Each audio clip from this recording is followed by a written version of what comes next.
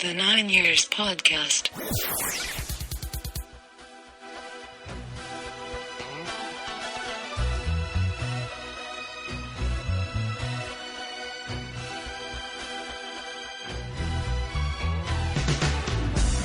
All right, welcome to episode 53 of the worldwide leader in AFC Wimbledon audio entertainment. The 9 Years Podcast, of course. My name is Nick Draper. I am joined, as always, by Stuart Deacon. Stu, how are things? Splendid. I like that word, splendid. You were splendid last week as well.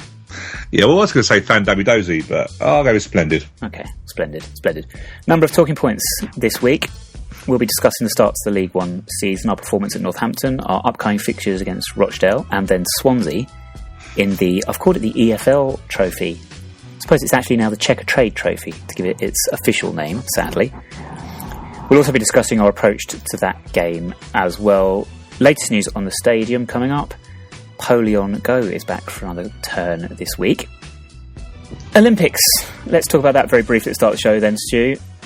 It's over. Another successful medal haul for Team GB. I think most medals we've won at an away Olympic Games in history. Any particular standout moments for you? Yeah, I really enjoyed the cycling. I did really enjoy that. That's where we're strongest as well, so that's probably not a major surprise either. But I just find some of the different variations of cycling events mad. I watched what one of my friends at work called the paranoid race, which is where you basically one leads and the person who's leading looks behind them to make sure that the person behind doesn't make a move. I think it's basically the first one to make a move, or whether you want to go from the front. So I really enjoyed that. And then there was I think there was one where they had a knockout elimination round, and the last one on each lap then got taken out of the race, and then it left with the two eventual people to race off at the end. I just found it mad. I watched 100 laps of one race, and I've never been so mesmerised by it all. Just an amazing event. So cycling, athletics, I really enjoyed. Mo Farah is just simply sensational. Although, what I would say for someone, and I read this the other day, and I was thinking it, for someone who is so obviously out on their own in an event, he hasn't got a world record. He's obviously double Olympic champion, but you'd have thought it's surprising that he's not broke a world record considering the speed. But I don't know whether that's something that he wants to do. I think he just purely wants to beat all the Ethiopians and stuff, doesn't he? Which for many years didn't seem likely it was ever going to happen. When I was growing up, at least. Just on the cycling there, Stu, paranoid racing. Do not forget that just because you're paranoid doesn't mean they're not out to get you. It's terrible. It's like they've got a knife behind them or something. Do you know what I mean? It's just taken a bit of a dark turn there, I think. Should we move on? Yeah, if it was in America, they'd have guns and they'd be waiting for the first one to move. Yeah, of course. Yeah, well, God love the Americans. Top 7 lists. Oh, I forgot about the top 7 list. Should I just do my one for this week then? Yeah, you do yours because of course bad. That's not on our things to research, Nick. It's on the script. Is it really? We don't have scripts, Nick. Well, I'm going to struggle through this broadcast then. You go for yours. I'll do #Fave7 land mammals. So this week we have the squirrel, the rhinoceros, the elephant, the hedgehog, the rabbit, the armadillo, and the mongoose. Mine are never going to be as entertaining as yours, Nick, to be fair, but I'll make sure I have one for next week. Thank you very much. Hi, I'm John Green, author of Paper Towns, and when I'm not watching the Ellen DeGeneres Show or WWE Wrestling, I listen to the 9 Years Podcast on iTunes. Right, we've got so much to talk about, and I'm still on holiday down in Cornwall. I almost said Devon, but we're not. We're down in Cornwall, actually. Not too far from Devon, obviously. Very close to the border. We have to pay to get in, pay to leave, but it's free on the way in. It's like the Severn Bridge in Wales. Anyway, I digress. Therefore, with so many things to talk about, we will see how this podcast unveils, how we go today, because it could be all over the shop.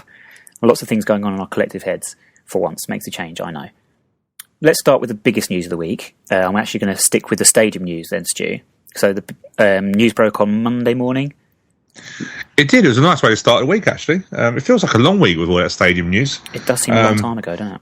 It does. It's been a lot going on this week with the under-21s and just generally keeping an eye on the transfer news and stuff like that. And generally a lot of stuff going on in League One. But Yeah, it's one of those ones. I don't know about you, Nick, but it's one of those ones now that after how excited I got back in December last year, it's sort of like now as if my head's telling me just to wait until there's no final hurdle. It's like, I think until I actually see the Greyhound Stadium demolished or us put our first brick in the new stadium, I don't think I'm really going to get as excited. Does that make sense? Yeah, no, I know what you mean. It's been a sort of a long process. I mean, obviously it's a long process. It's been 25 years or whatever since we had our home game. But in this particular instance of getting this planning permission through and then being called and everything like that, it has just seemed like a big ordeal, hasn't it? And you don't want to get too carried away until, as you say, you actually know 100% that things are happening. That said, I'm not expecting it not to happen. It's just kind of waiting for it to go through now. Yeah, you sort of like, you get a decision and then a couple of people we know sort of chatting about, can the Secretary of State call it in? Can there be a judicial review? Will that cost money to somebody to do that? Because if it costs money, let's be fair, the Greyhound fans and the stock car racing and that, they are trying to challenge it. By and large, they're trying to challenge it with no alternative planning application, which is quite interesting. But they're trying to obviously put enough pressure. But I think if push comes to shove and there has to be money to get it in to be reviewed, then it will just be, you've won, start the process. Yeah, and I think you look back over what happened before when it went to Merton Council and we had the 10-0 vote to get the development through. You also find that 8,000, just shy of 8,500 representations were received regarding the stadium to the Greater London Authority. Of those 8,460 to be exact, 7,866 were in favour of giving the decision to Merton Council, who had already voted 10-0. So yeah, it's impressive. It's a given, isn't it? Yeah, I think it's great news. Like I say, from a lot, again, depending on who you chat to, you're not too sure. My understanding is that it will, I think the 15th of September is when Merton Council have another meeting, and my understanding is they will just pass through their 10-0 previous, because ultimately, if you remember back to December, when we won by a 10-0 majority, the Merton Council then have to, the mayor called that decision in. So my understanding is that if it goes back to Merton Council, the Merton Council really have just had their 10-0 rubber stamped by the Mayor of London. There's no need for another vote. Yeah, so I don't think we're going to have any long evening like we had at Morden Civic Centre before. I think it'll be a fairly swift decision. As you say, it is on the 15th of September. Yes. Lots of media coverage about it. Somewhat disappointing. I've seen articles in The Guardian, for example, discussing the loss of the Greyhound Stadium, talking about this no dog tracks left in London. I think you could argue that Crayford and Romford still in the sort of Greater London area, in the south at least. So it's a shame that the focus has been on them rather than the rather romantic story of a team in Wimbledon being taken away and then rebuilding their team and getting them back to a stadium in Wimbledon, which 25 years ago said was not possible and would never happen. Yeah, the angle's really weird, isn't it? It's the first time I've seen that angle. ITV used that angle. A lot of papers have used that angle, and you sort of, it's the first time I've actually gone, why have you gone that way? Yes, of course, the Greyhounds, and I saw that the ITV were going back to the 70s when there used to be 15,000. But let's balance it out. The reason why the Greyhounds are not as popular anymore is purely because of the fact of social, internet racing. You go into any, if you go onto your iPad now, you can get a virtual race up, or you can literally call up a race and bet on it. You can bet on everything now from the comfort of your armchair. So I think, yeah, it's disappointing that the Greyhound, there's no longer the 15,000 people going to there. But let's remember, back in the 70s, there was no internet. There was that was your evening of entertainment. So I think the stories are very, very not biased, but I think let's be realistic now. Why the Greyhounds no longer are popular. And it's not like it's something that's covered in the newspapers on a daily, weekly basis anyway. So why are they bothered, really? Let's be honest. But there we go. Yeah. Maybe it's an easier story for them to write. I don't know. I think so. But yeah, it's good news. It's great news, and it's a great way to start a Monday morning. Your week then got better because on Tuesday night you went down to Kings Meadow to see our what do I call them? Development side play against a Wigan Athletic under-23s. Yeah, it's the Premier. I'm not really sure if it's the Premier League.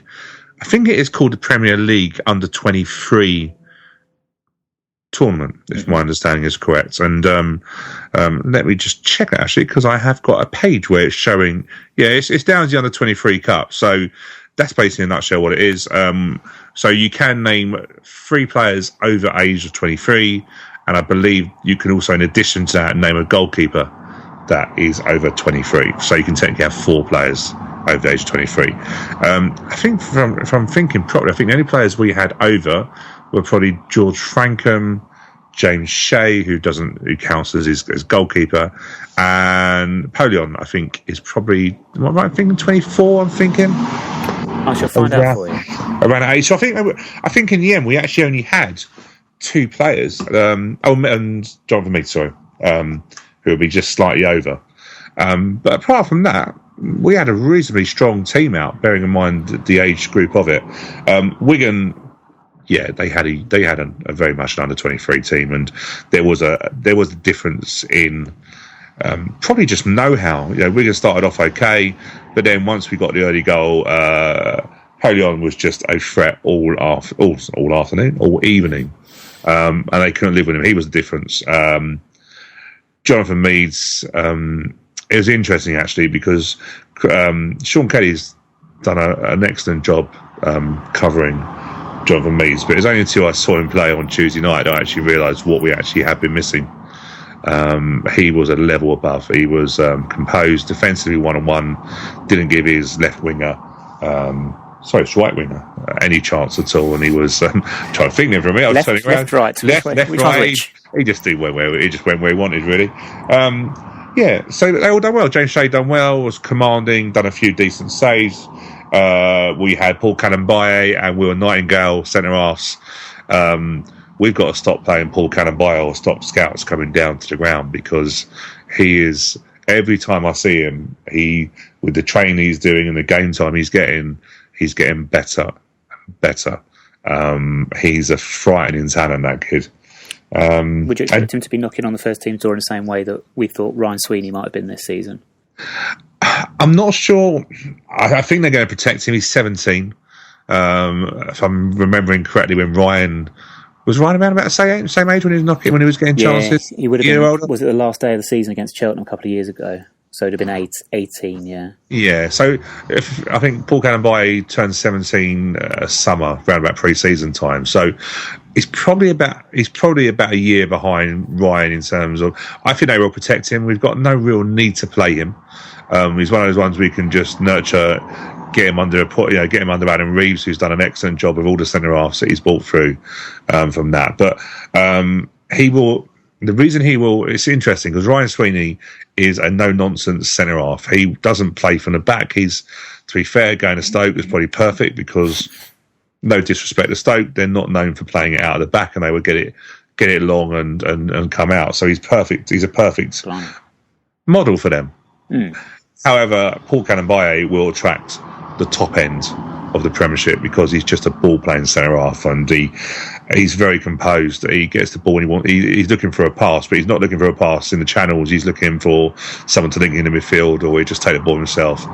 He's very good, and we should ban any scouts anywhere near him, because we've got a hell of a player on our hands. Goal scorers, then the 5 goal scorers. Yeah, so Poleon got the first, then Fitzpatrick got the second. Then the third goal was again Poleon, and then Fitzpatrick was probably the goal of the game, actually. Got the ball wide left on penalty area and drilled it across the keeper, and then Antwi come on late on and got a tap in from Tom Beer, played a shot across the keeper parried it out straight to 6-yard area and a tap in. It could have been more. 5-0 didn't flatter us. It probably could have been more. It was interesting. It seemed to me like it was. I've been reading through the cup, and some people last night said to me that it was we would get through and we'd have 3 home, 3 away games. It'd be a 4-team group with home and away. However, I think a few people were getting ahead of themselves, because it actually looks like we go into a second qualifying round And then after that, it's a group stages. So I think we've got another lot of knockout to go through. At the moment, last Tuesday night results were, so we go in obviously first round. So Pompey beat Southend 2-1 at home. Burnley beat Bournemouth 3-2. That game was interesting, played at Turf Moor. So whatever, if we were lucky enough to get a draw like that, they're going to play at some good stadiums. So what teams are left in there? So like I say, you've got Pompey, Burnley, Barnsley and Watford enter in the second qualifying. You'll be pleased to know, because they've got Category 2. So we have Category 3, so that's why we go into the first qualifying. Barnsley and Watford are Category 2, and they also finished bottom of the... We just got it here. They finished bottom of the Category 2 league last year, which is why they go into the second qualifying. So really, it's a case now of drawing whoever. It'd be nice if we got a home game, because it's good experience. I sensed by the team we put out last night, there was no real need for us to put such a strong team out, really. But I sensed that we want to do well in this competition, and if we can get into the group stages, then we guarantee ourselves 6 games against good opposition, and I think that's where we want to now get our under-21s up against really some of the best. Sounds like a very decent opportunity for a lot of our young players and some of our squad players. So yeah, it does. So yeah, it's all good all round. And if you haven't been down there, get yourself down there. It's we've got some decent talent down there. Cool. And of course, we've been through the highlights of the start of this week. The previous week ended on a fairly good way. I don't even know if that makes sense. I told you you're the English person here, mate, so I'm not going to correct you. You're English as well. Yes, but you're the one that normally corrects my English. I've got my holiday head on. I think that's what it is. I'm just talking nonsense. Well, I'm not surprised we've been off 2 months. So pillow phone hair gel. See, just random nonsense. As I was trying to say, on the weekend we got our first points of the season. That's where I was going with that one. A 0-0 draw at Northampton. Stu, we look for milestones in a season. We've got our first goal. Now we have finally got our first clean sheets and our first point. Yeah. Do you know what? I didn't go Saturday. I'm saving at the moment, so I'm going to have to pick my games carefully. And Northampton I'd done before, and yeah, I thought, we've got a few games coming up. I don't think I've cheered a 0-0 draw as much as I did on Saturday, because I think for the last half an hour I was just praying that Twitter would be dead. There would be no real updates. It would just see itself out. Then I noticed we hit the crossbar late on, and I was like, I'll take a 1-0 win. Yeah. Let's be greedy if we can. But yeah, it's a milestone. Clean sheet, first point. You've got to build from somewhere. I know a couple of people that I know that went to the game were disappointed that they felt that Northampton were poor, and that if we really had gone for it, we could have won the game. However, I think that was a game that Neil Hardy would have taken a point and settled probably around about 67 minutes that we'll take a draw and we'll take the clean sheet. Yeah, we'd have all said 0-0 beforehand. We'd all been hoping for that. Clean sheet is massively important for us at the moment. Doesn't sound like it was the greatest game. No, I watched Don's player, and they got 10 minutes worth of extended highlights. Yeah, but 5 of those were just sort of Chris Slavin having a pint. When I saw they got 10 minutes, because I chatted to a few people that were there, and they said they'd do well to get anything for the Channel 5, let alone extended highlights. And there wasn't really that much. The header that Sean Kelly done was, to be fair, a great header. That hit the underside of the crossbar, and a bit of luck, but those sort of drop in. But I'm not going to moan about that, because, like I say, it's the points massive. Bearing in mind when we've managed to get ourselves off the bottom of the table, and unreal, we've been replaced by Sheffield United. It's just ridiculous. It is. It's one of those surprises that early league tables tend to throw up. And we're going to have a quick look now at how the league as itself is shaped up over the opening games. Sheffield United is probably the best place to start. Many pundits' predictions to actually win the league, win the division, after 4 games have 1 point and are rock bottom. They have, I'm doing this off memory, their 1 point came at home to Rochdale. They have lost to Southend at home and then away at Bolton and Millwall. So when you look at those away games, they're 2 tough away games to start with, but they would not be expecting to be bottom with a solitary point from that, and also a League Cup exit, I think, to Crewe, if my memory serves me correctly, in the first round. Is it a case of just a new manager getting used to his surroundings, getting the team the way he wants it to be, or something that's gone through my head is a lot of big name players for this level at that club with a manager that, correct me if I'm wrong, hasn't done it at League One level before. No, he hasn't, but he's sort of done his time. If we can say that way, Neil Hardy's done his time in Academy and League Two, and Chris Wilder's done his time obviously in League Two. So I think he deserved that chance.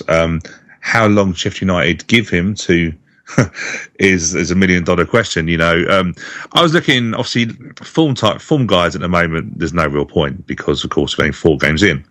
However, what I did look at is the breakdown of goals for and goals against. Sheffield United, the interesting thing, they've only scored 2 goals in 4, and 2 of those games they failed to score. Which, when you look at the strike force they have, you have to think there's a problem there. Do you know what I mean? So you would expect them. If you look at us, we've only failed to score once in 4 games. Yes, we haven't scored any more than 2 league games we're talking about here. But it's interesting. It's interesting when you look at it. I was looking at Scunthorpe United. Now, the Scunthorpe, they could have been 5 up against us in the first half. We all accept that. Well, the following week, they then go and put 5 against Gillingham, who are supposed to be, if you look at Gillingham's team, they went out and got Jamie O'Hara. So they're putting a bit of money about. But Scunthorpe at the moment, they've scored, on average, 3 goals a game. If you look at that, it's mad, isn't it? Do you know what I mean? And you can argue we held our own against them in the second half, and they were holding on, weren't they? So, yeah, it's taking shape. It's taking shape at the moment. I think we've just got to do some small steps. We've got Rochdale. I quite blatantly would take a point now. If you offer me another point, I'll take it. And then look to do some damage when we have Chesterfield and the Sheffield Uniteds. It might be a good time to play Sheffield United. Well, obviously it is a good time to play Sheffield United. But I think our home form is where we will, is massive for us this season. Yeah, 2 of our next 3 we have, as you say, they're Rochdale and Sheffield United teams that are both currently winless.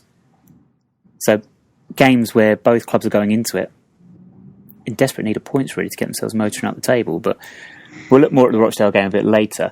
Of the opponents we've faced so far, there you've mentioned the Scunthorpe, we've talked through them. Bolton have started supremely well.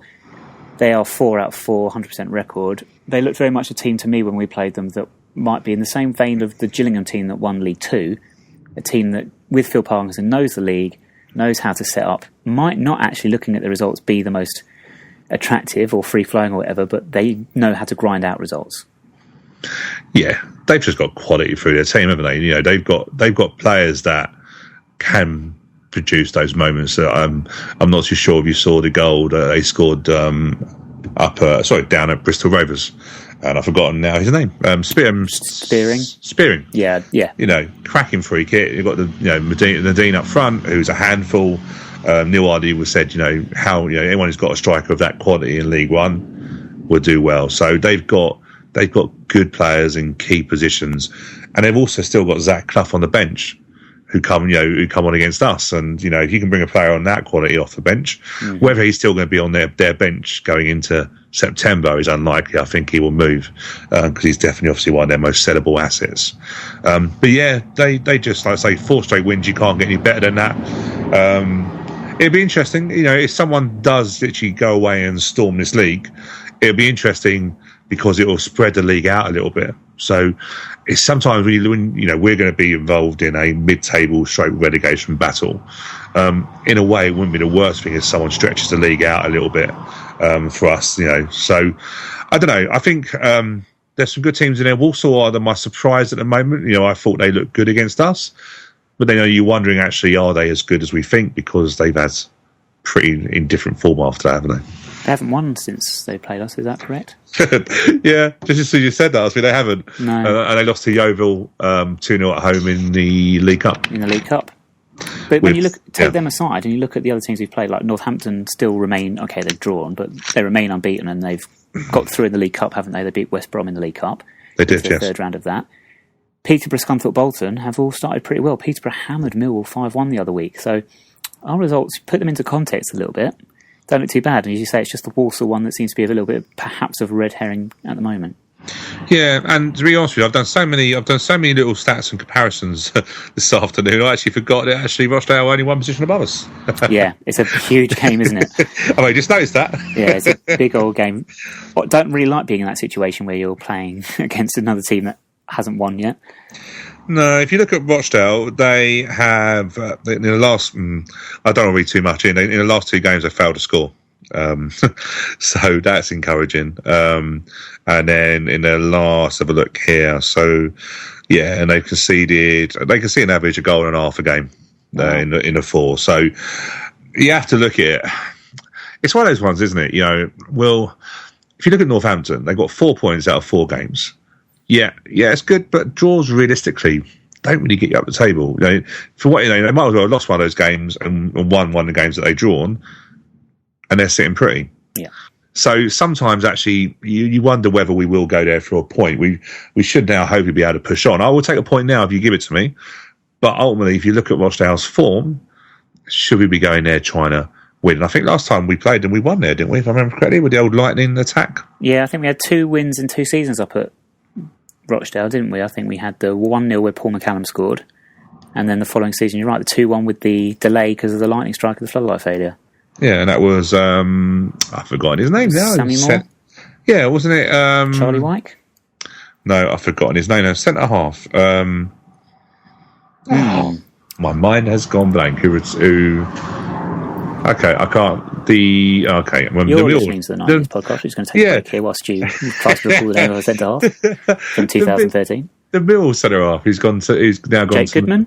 No, he wasn't. I can't remember his name. That is really bad. Neither can I. He played with Bennett as centre half. I genuinely can't remember. I can picture. I can picture him, and I can't remember his name. I'll come back to it. Okay. Whilst you're doing that, I don't know how to pad. This is really awkward. This is like, was it Ricky Gervais at whatever that big thing at Wembley was that time? Do you know what? I am getting old, so I do sometimes forget players, but I don't normally do that, and I really can't remember his name. And when I get his name, I'm going to laugh my head off because I even think I invited him to play in our Euro 2000, the Euro in the summer competition, our prediction league. Still can't remember his name. I will get it. Okay. Well, whilst we're Stu sorting that one out, we'll discuss a couple of other things around League One before we move on. We have got. After Rochdale, we have Chesterfield, who pretty much everyone tipped to get relegated. They've had a very, very good start, and I don't think we gave enough due credence to their signing of Ched Evans and what, in footballing terms, a quality player they have on their hands, ignoring the circus that surrounds him. Andy Frampton, that's the person. How did we forget Andy Frampton? How can I forget Andy Frampton? I don't know. Obviously did, but he scored up at Rochdale, did he? I was positive he did because I remember. I didn't go to the game, but I swear he scored it because I remember they'd done an interview with him, or it might have just been because of the fact that he sort of, because of the weather and stuff, he battled it out as Andy Frampton battled out many games. Do you know what? I shall research this, Stu, if you'd like to discuss Ched Evans. I'm going to pass that one on to you. You can deal with that, talking about Ched Evans. I'm not touching that one. Yeah, cheers. Thanks for that. Anytime. He's one of those ones, I said to you a little while ago, he will find a club because ultimately someone will always take a chance to him because he was rated as a £2-3 million striker at Sheffield United. And you're always going to get some chairman somewhere who's going to go, sod the principle of it, sod what he did. He's a £2 or £3 million striker. You don't lose that ability, and we're cashing in him. That's bluntly what it is. Chesterfield took that and already scoring goals for them. So it's not a surprise. And the only thing will be really is whether any other club will take him on, i.e. pay the transfer fee that that Chesterfield may want, because ultimately he is too good for League One, in my opinion, and I think he's showing that already. So it's going to be interesting. I'm sure we will give him loads of abuse because that's what we do. But he's probably be counterproductive because he's on decent form. But Chesterfield were one of the teams that I thought would struggle this year, and they've obviously got a goal scorer, so that helps any team, doesn't it? But it's definitely a game which you were looking to win when they come down at our place. Is Ched Evans enough to get Chesterfield or keep Chesterfield in contention at the top of the table, or do you expect he will actually leave around January time? Like I say, I think I'm always positive it's a retrial or it was quashed. So I think if his name is cleared, then he will, because you naturally get clubs and fans, of course they will. They don't want a player who has that reputation. We certainly wouldn't have done something like that. You could argue that we had Kevin St. Luce. But yeah, I don't know. I whether it's enough to keep him up the table, unlikely, because eventually you're going to get found out by good teams. But it definitely will keep you away from relegation zone, which is where I thought Chesterfield, after their summer events at their club, I thought that's where they were heading. But yeah, they looked like a basket case, didn't they? They did. We'll see. It's early days. No one's going to, no one's going to say we're going to be relegated after 4 games. So I'm not going to say Chesterfield are going to be promoted after the same amount either. Andy Frampton did score the winner at Rochdale. You'll be pleased to know. I'm pleased my memory's getting better. Right. With that done, let's go very quickly on to our Don's 3-word reports then to wrap this up. Wrap up the Northampton game, of which we did not attend. However, we still had 3-word match reports. The best of which were from Dave Tyndall at Dave Tyndall1, simply said season starts now. Timothy Green at Timothy_Green went for goals shooed away with the cobbler's pun there. And Mark Ayers at Mark Ayers, 6 fields, 1 point.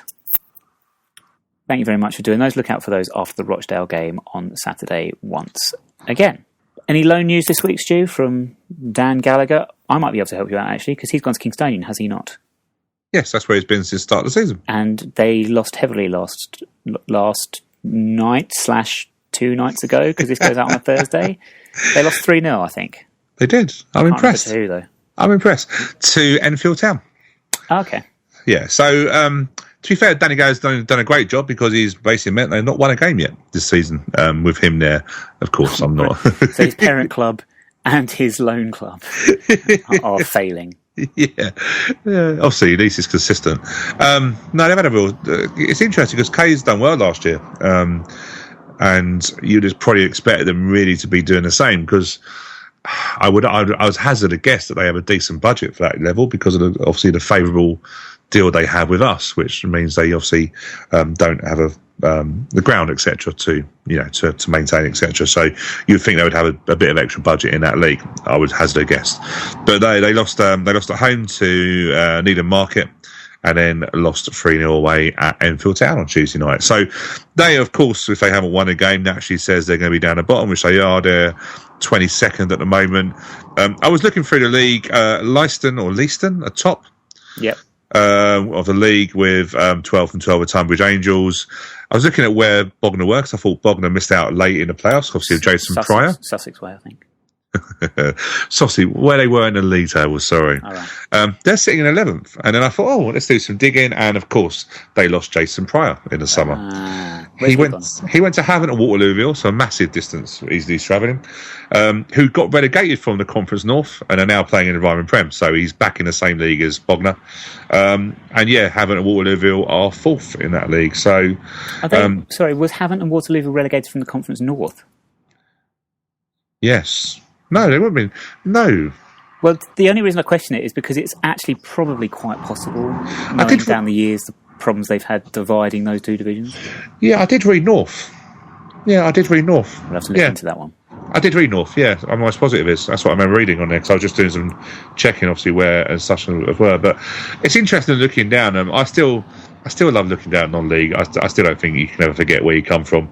And I look sometimes at the teams in the leagues, and I just remember like Merstham are sitting in that league, which I think is really good for Merstham. Well, they took their big paydays against us and put them into good use. Yeah, very sensibly run football club. Definitely. I'm looking here at Grays, where Seb is. They are sitting 21st. I know we said we were going to look at doing a Seb watch, but at the moment we're not even too sure Seb's playing for Grays, because I understand there was some issues around I think bluntly what they could afford in terms of squad. So I'll have a look into that. But yeah, you look at some of the teams in there that we used to do battles with: Staines, Dulwich Hamlets, Worthing. How can we forget Worthing? Yeah, some interest. Like I say, Merstham are doing there, but bottom of the lot is Metropolitan Police. They're not going to be happy, are they? They won't be. Especially with Notting Hill Carnival coming up, they're really not happy. I think it's been a long time since you had to have any links with the police to play for them. But I suppose if you've been nicked by them, did that qualify back in the day? No, they'll take what they could get, I think, to be honest with you. Yeah, because they did have that, didn't they? They did have that. You had to play for the police or have some association with it or something. Association with them, but any rumours of Kevin St. Luce having signed with them are rubbish. But yeah, I think Danny Gallagher is probably due to return, probably if not this week or probably after another game. But they've got Staines away on Saturday and then play Metropolitan Police at home on the bank holiday Monday. So if you're missing a game on the bank holiday and you want to see a relegation scrap, there's your place to be. Then the following day, we have got a game, haven't we? We have got Swansea. What a link that was. I am loving that link. I'm getting better at these, aren't I? We play Swansea's under-23s in the Checkatrade EFL mess of a trophy.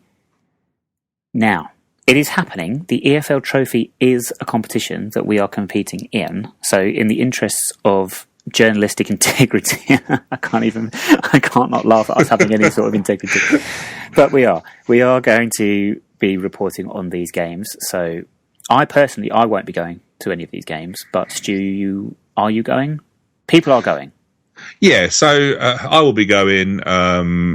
Paul Raymond, obviously part of the podcast, and George will be there as well. So they'll be in their volunteer roles.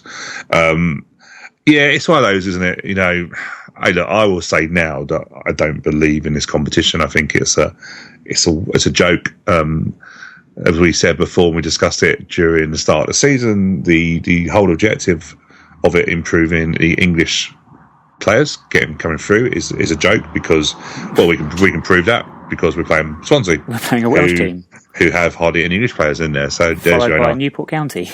Yes. So there's your argument. But yes, I will be going purely for the fact of that we have to accept that, you know, as a fan, as a podcast, we report on any game that involves Wimbledon, and we want to make sure we provide that service to our listeners, which we have a few. More than a few. Yeah, got about half a dozen or so last check. Yeah. So, yes, we'll be going.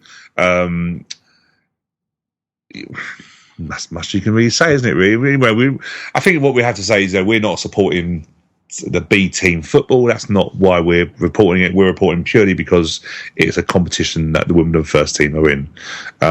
But we fully support the message from the Don's Trust about, you know, the money going to charity, and I don't think you can call a boycott. I think you would be up for disrepute if you say boycott the game, from my understanding.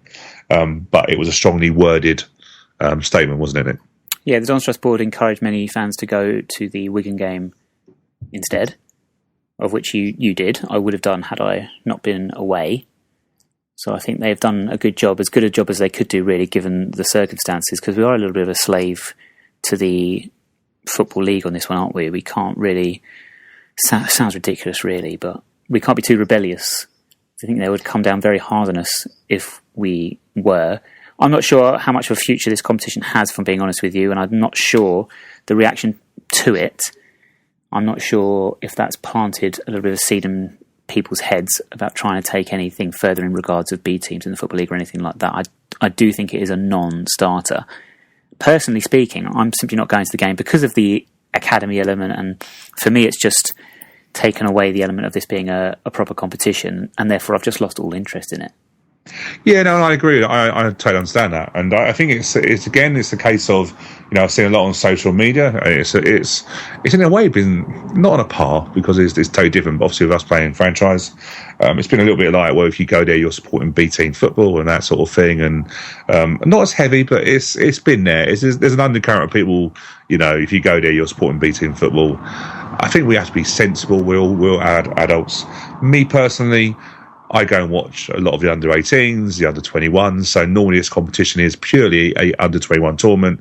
So my pure interest is on watching our kids of tomorrow. So Paul Cannon-Byes, the Nightingales, Tom Mear, Alfie Egan. So I would always go to these games purely for the fact I want to see what our kids are like, you know, up against a first team. Obviously, I don't really understand why Swansea have to be involved in a competition. But I think, you're right, the competition has little legs. I think at the moment we've already been proved that the competition is a joke because no one's really bought into it. You know, Chelsea are putting something in, but Arsenal didn't bother, Tottenham didn't bother. So by the pure notion that no real clubs have bought into it, it's fallen flat in its face anyway. So I don't believe any decent attendance. I can't see it being much more than 600-700 there on Tuesday night. It's fascinating to see what attendances are across the board. I can't see it being much more than that. No, I don't think it will be either. But as I say, it will be interesting to see. It's even more daft to me, this whole idea of this tournament, considering the conversation we had earlier regarding the Premier Cup with the development side and development sides from clubs further up the pyramid as well. That seems a perfectly good competition of which to get players a chance to play. So it's just a nonsense, isn't it? It's amazing because and as it's a competition that we're playing in, I've done my natural research on who we're playing and the potential lineups, etc. Because that's just naturally what I would do anyway. So I would treat it as any other first team game that Wimbledon would be participating in. But if you look at the league that Swansea are in, they're in the under-21 Premier League Division 2. That's made up of teams such as West Ham, Newcastle, Wolves, Stoke, Aston Villa, Blackburn. There are teams there already that they get good competition against. So it's not a surprise when Chelsea, Arsenal, Tottenham's, Man U said we're quite happy with what we've got already. Yeah. It's not surprising when they said that. For them, doesn't it? So it does. So if we look at Swansea under-21s or under-23s, we're looking at it. They are second at the moment. They had a 4-3 win in their last game, which was, I've just lost it. They were playing the other night, the 22nd. So what was that? That was Tuesday, wasn't it? Yes. Tuesday night, yes. No, Monday night. Monday night. So they play on Monday night. They won 4-3 at Wolves. When I look at the lineup, of course, bearing in mind that the idea of this competition is or the introduction of under-23 squads from the Premiership is to make sure English players get exposure and competition at a higher level, isn't it, Nick? Exactly. So, for that purpose, there are Welsh clubs. So, of course, I'm giving it away a little bit. But how many English players do you think played in the last game at Wolves away for Swansea? 4. 1. Wow, I was being very generous. 1. Their squad was made up of, let's have a look here, naturally 8 Welsh players. They had 2 Scottish players. They had 1 Republic of Ireland player, a Dutch player, and a flag that I don't know what that is. A Slovenian player. There we go. There you go. And more likely going to be in goal, a goalkeeper called Sabret, who is a under-21 Slovenian goalkeeper. I just had a quick look to see, what first-team players are playing. They had Neil Taylor playing for them, who obviously was in the World Cup, European Cup. So he's going to run out. I'm not too sure whether his manager that's gone in now doesn't favour him. They had Sung Yong Ki, or Kai, or I don't really know, Korean Republic International, and Emmers, who's a Dutch player who was at Middlesbrough. Then signed for Swansea. So he's their top goal scorer so far. He scored 2 goals against Wolves. But they're probably the over 23 players that are more likely going to play for Swansea against us on Tuesday. Interesting. So we're doing our bit there for the Dutch national team in this Checkatrade Trophy. Yeah, well, we're doing it for them, but he's 28, so he's already developed, hasn't he? Have you seen him play? No, doesn't look very developed to me. I recognise the player. What I will say to you, I don't know whether this is. I looked at the referee just out of curiosity, because my gut feeling was that the Football League want to make sure this competition has are they going to rubbish referees? No, they're not. We've got a Championship referee, Simon Hooper, who last refereed us when we lost 1-0 at home to Dagenham Redbridge. Sorry, Dagenham and Richmond. Dagenham and Richmond. Last season. So that's another excuse for us to have another jab at Ben Wilson, isn't it? Just because we've referenced the game. It is. So to be fair, he probably got an assist for that game. Everyone else we don't know who got an assist for it, do we? Ben Wilson goal. But yeah, he's made done Championship games this year, and he was referee on Tuesday night for Liverpool's 5-0 win at Burton. So we've got a decent referee, if that's anything. But be interested to see what the Football League, the English Football League, are going to try and do with this competition in terms of what razzmatazz they're going to try and drill up. You try and get I looked at the BBC website, and it's very hard to actually get the fixtures up on their website. They don't put it in the fixture lists at all for our games. I saw it on a couple of other sites, but we've not even included it. We've not included the 3 games we've got on our official site either.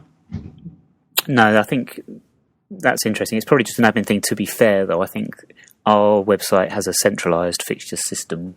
I think it's a sort of a data, whatever you call it, where it's all linked into all the clubs. So it could be a fact that whoever's in charge of that at the FLI, the wonderfully talented and creative and gifted FLI website crew, have yet to put that together. But it's going to be fascinating. It will actually be fascinating to hear, Stu, next week on the podcast, your review of that game, just in terms of generally the atmosphere, how the game was played, the intensity of it, all these sorts of things. It'll be fascinating to find out. It will do, just as we close up, just to make sure people are aware of the fixtures in case they want to know when they can avoid it. We play, our next is obviously 3 group games. So we play Plymouth at home on Tuesday, the 4th of October. And then we go to the lovely, glamorous place that is Newport County on the 8th of November. So we're going to finish the game off around the fireworks night. To be fair, Newport will probably look like it's had a bonfire. I'm only joking. Newport already looks like it's had a bonfire. It looks like it's been set fire to, and they've not rebuilt it. Yeah, I was actually saying that, George. I know I'm not going to go to that because we're probably qualified by then. There's my competitive nature in there. See, I don't worry about the competition, but I feel we'll be qualified anyway. But George Jones will be going to Newport. He's already told me, and I was like, fair play. There might be a badge for that one, George. Yeah, just by getting home in one piece.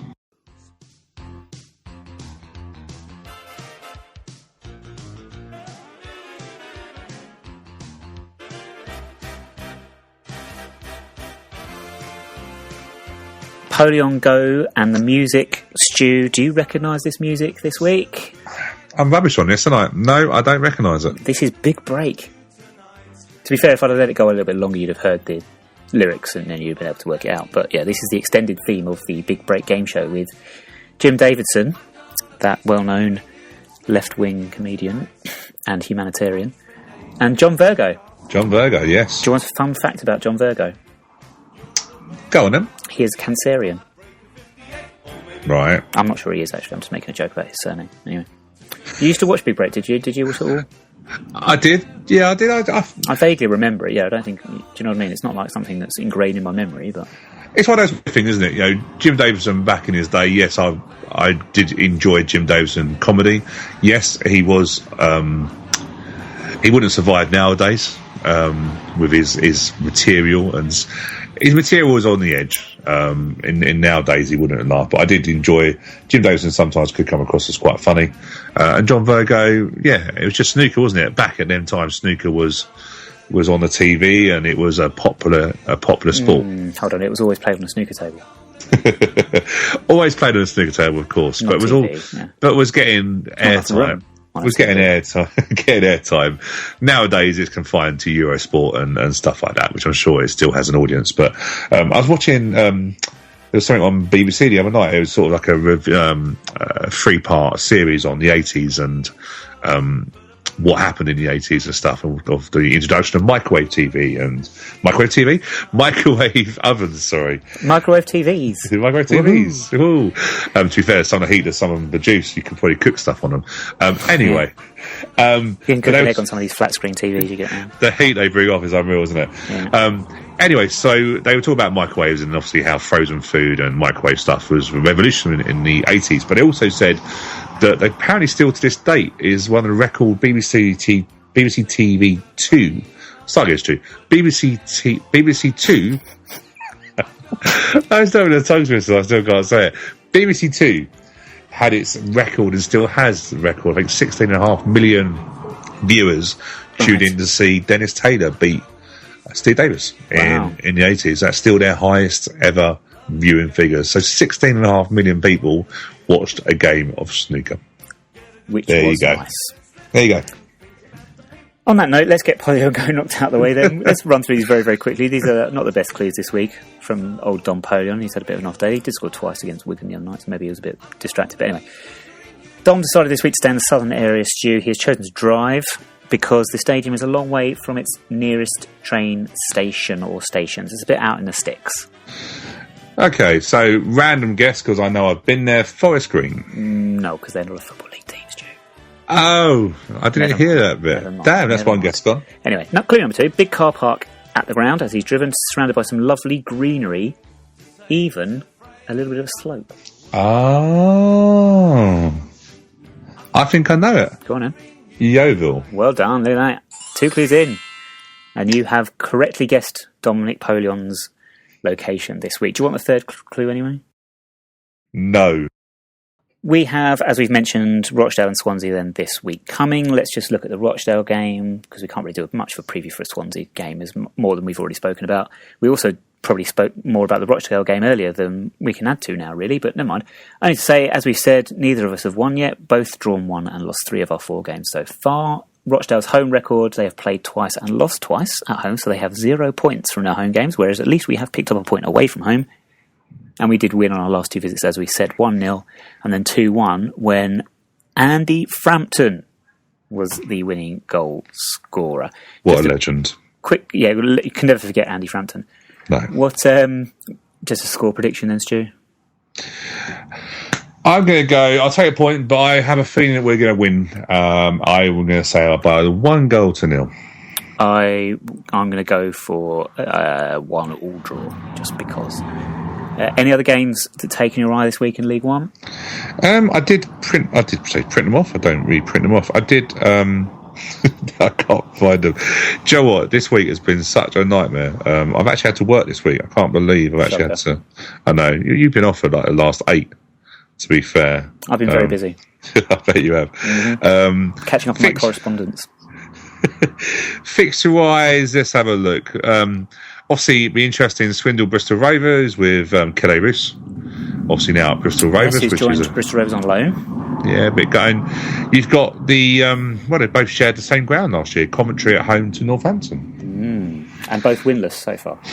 Yeah, interesting. Sheffield United at home to Oxford. Chris Wilder. Chance Sheffield United to get off the bottom. Hopefully not to replace us replacing them. That's really it. It's not loads around, to be honest with you. There's not massive games. Chesterfield, Millwall, Charlton, Bolton. You expect Bolton to go to Charlton. Charlton seems to be finding a little bit of form, but I personally think Charlton are going to do better on the road naturally because of the protests and stuff that are still centred around Charlton. Updates from Rochdale, of course, at 9YRS Podcast, Twitter, Instagram, and all the regular places. Before we go this week then, Stu, as we're rounding up our hour here, lots of notices to get through. We both have a notice each, don't we? So let's play a game of audio rock, paper, scissors to see who gets to go first. So Stu, rock, paper, scissors, what do you get? Rock. Oh, I've got paper. Would you believe it? I've won. Never. Amazing. What I can't believe are the odds? I can't believe you guessed it. I know, especially after you told me what you had. Right, Web Jam. This is a Don's Trust initiative that is being launched very, very shortly. It goes live, I believe, to all members on the 5th of September. But just give you a bit of background information on this then. The Trust Web Jam is an online social media tool for Don's Trust members, which facilitates engagement online with the Trust board, where information can be shared and views expressed. Discussions and polls will take place in a secure, exclusive, members-only space, and has been put together to give the board a closer understanding of what the membership, and therefore the owners of the football club, are looking for and what they would want from the board and the club. There is an early adopters sort of trial run being currently ran. Sorry, rubbish English. Told you I'm on holiday. I haven't engaged my brain in a little while. That's been running for a couple of weeks now. The trial for 2 weeks has been gone very, very well, led by Jane Lonsdale, who is obviously a board member.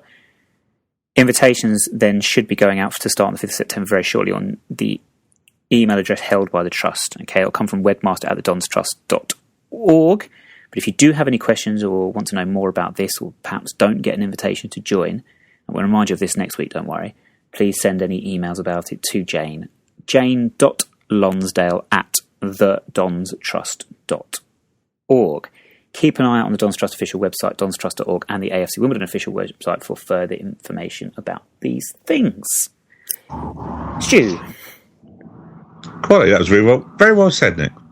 Thank you. I think I could have done better. I think I stumbled over my words here and there, but, you know. That's right. And to be fair, like I say, Jane is a friend of the podcast and a lot of energy. She's put a lot of energy in that along with other trust members. So, yeah, be good to see how that goes. My bit of news, this is something that's we're going to launch on social media later on this week, probably next. We might have more information on next week's podcast. But basically, in a nutshell, we have been, obviously, George Jones, who's part of the podcast social media, has been speaking with Dave McKnight, who's obviously one of the groundsmen at the club and also one of our friends of the show. And they are looking to raise money to be able to AstroTurf obviously the other side of the pitch where the dugouts are, so that obviously you can imagine there's quite a lot of people walking up and down, mainly from the other team, to be fair, because they tend to spend more time off the bench than they do sitting on it. But we're going to be looking, the way I want to do is raise some money to AstroTurf that part. Our understanding is it's going to be in the region of about £200, and the podcast ourselves, along with Dave McKnight and so forth, would like to look at raising some money towards that. So we are a free podcast, as you know. We don't charge any money at all, but what we are going to be looking at is promoting heavily for fans really to donate what they can, and that will probably launch on social media sites, probably hopefully over the weekend, and we can probably then have more of a comment on where you can send your money to. But it'll be really nice if we can get it all AstroTurfed, and that it will benefit heavily on those horrible days when Nuadi is wearing his lovely shoes and doesn't want to get them dirty. Fantastic. Thank you very much, Stu. And any more questions about anything Don's Trust or WebJam related, you can, of course, if you're listening to this on Thursday, still get down to the Don's Trust SGM at Wimbledon Brewery. That is this evening if you're listening on the Thursday, so the 25th of August. It starts about 7:30, so of course don't forget that. If you can make it down there, that would be great.